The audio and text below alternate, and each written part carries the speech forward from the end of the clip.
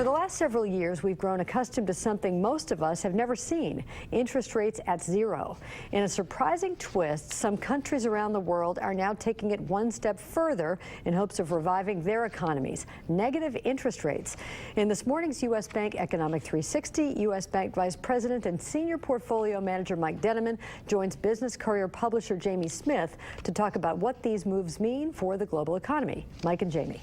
Welcome back in, Mike. Good morning.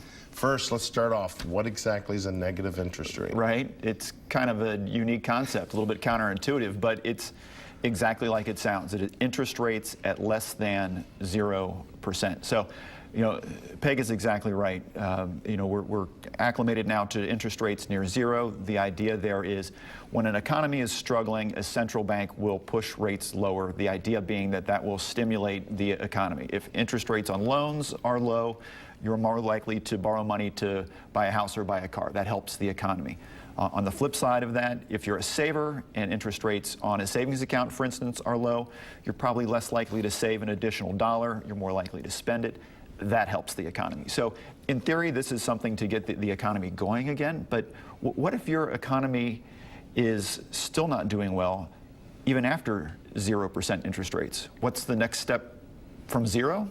Is negative. Wow. And so obviously sort of a unique situation, but we're seeing some countries take that step right now. Well, what countries are trying it, and do you think it would work in the U.S.?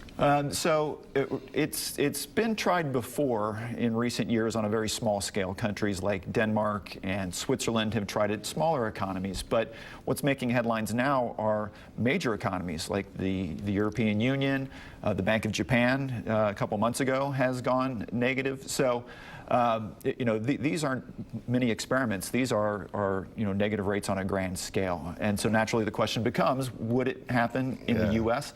And the answer apparently is, well, maybe. Right now it's important to remember that our rates are in fact going the opposite direction. They are rising. The Fed has been pushing our rates slightly higher. So we're going up rather than down. But when the question was put to Janet Yellen recently, would this be something you might consider? She didn't say no, never, completely off the table. So I guess if the economy were to get significantly worse, it might be something that she would consider. All right, so if they might try it, would it work if we tried it? Well, is there long enough time in these other countries? The answer is we really don't know. Clearly, this is an extreme step, taking interest rates below zero. And while in theory, I guess it could work, a lot of economists are suggesting that it's too extreme, that it will hurt rather than help.